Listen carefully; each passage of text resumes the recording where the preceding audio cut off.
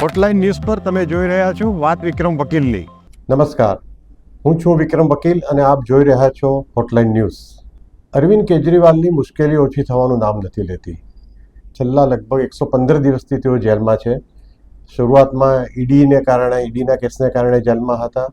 ત્યાર પછી સુપ્રીમ કોર્ટે એમને ચૂંટણી લડવા માટે અને ચૂંટણીના પ્રચાર માટે જામીન આપ્યા. ત્યાર પછી સીબીઆઈએ બીજો એક કેસ કર્યો, એટલે હમણાં સીબીઆઈની કસ્ટડી છે. સીબીઆઈને કારણે એમની જેલવાસ થઈ રહ્યો છે અને હવે હાઈકોર્ટે એમના જામીન નામંજૂર કરીને કહ્યું છે કે ભાઈ તમે ટ્રાયલ કોર્ટમાં જાઓ, તમારી સામે પૂરતા સાક્ષીઓ અને પુરાવા અમારી પાસે છે, એટલે અમે તમને જામીન નથી આપતા.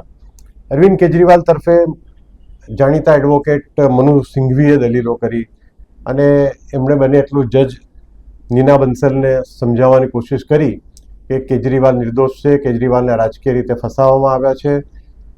પરંતુ સીબીઆઈના વકીલની દલીલ કોર્ટે માન્ય રાખી અને કહ્યું કે અમે તો જામીન નથી આપતા, તમારે જામીન જોઈતા હોય તો નીચલી અદાલતમાં ટ્રાયલ કોર્ટમાં જાઓ. બંને પક્ષે ખૂબ લાંબી દલીલ કરવામાં આવી. સીબીઆઈની દલીલ હતી કે 29 જુલાઈએ ચાર્જશીટ થઈ ગઈ છે. ઈડી અને સીબીઆઈએ બંને ચાર્જશીટ દાખલ કરી છે અને આ તબક્કે કેજરીવાલને જામીન આપવાનું અયોગ્ય નહીં હશે.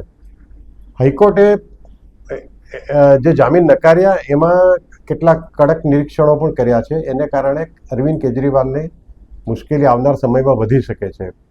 બધા જાણે છે એમ લીકર સ્કેમમાં થયેલી મનીષ સિસોદિયાની ધરપકડ વખતે પણ એવું મનાતું હતું કે 1-2 મહિનામાં જામીન મળી જશે, પરંતુ આજે લગભગ 100 વર્ષથી તેઓ જેલમાં છે.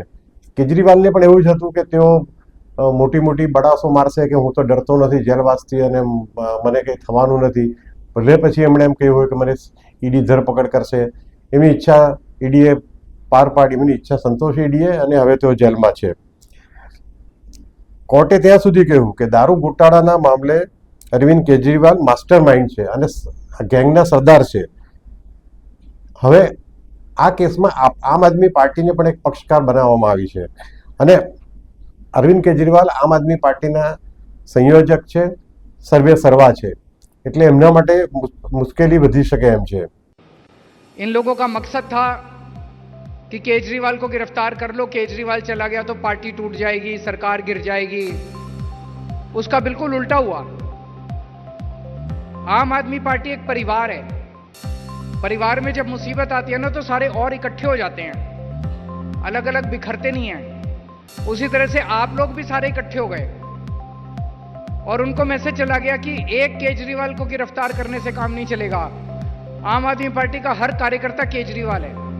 हर कार्यकर्ता खड़ा होके कमान संभालेगा और हर हालत में पंजाब को भी नहीं झुकने का दर्द देगा, देश को भी नहीं झुकने देगा. ચૂંટણી પહેલા એમને જામીન મળ્યા હતા ત્યારે એમણે પ્રચારમાં ઘણું બધું એવું કહ્યું હતું કે જો તમે મને મત નહીં આપો, આમ આદમી પાર્ટીને નહીં જીતાડો તો મારે ફરીથી જેલમાં જવું પડશે. આમ છતાં દિલ્હીના શાણા મતદારોએ 7 બેઠક પર ભાજપને જીતાડી અને અરવિંદ કેજરીવાલને એક પણ બેઠક મળી નહીં લોકસભાની.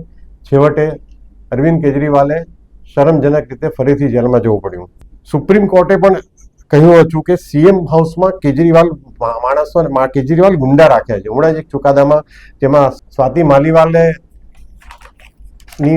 શારીરિક છેડતી અને મારવાની ઘટનામાં કેસ દાખલ થયો હતો અને એ કેસ સુપ્રીમ કોર્ટમાં જ્યારે ગયો જામીન માટે, ત્યારે કેજરીવાલના કોઈ પણ હોદ્દા પર નહીં હોય એવા સ્ટાફના મેમ્બરે સીએમ હાઉસમાં શું કરતા હતા એ પણ સુપ્રીમ કોર્ટે પૂછ્યું અને બહુ જ કડક રીતે કહ્યું કે ભાઈ શું સીએમના ઘરમાં, સીએમના ઓફિશિયલ રેસિડન્સમાં હવે ગુંડાઓને રાખવામાં આવે છે.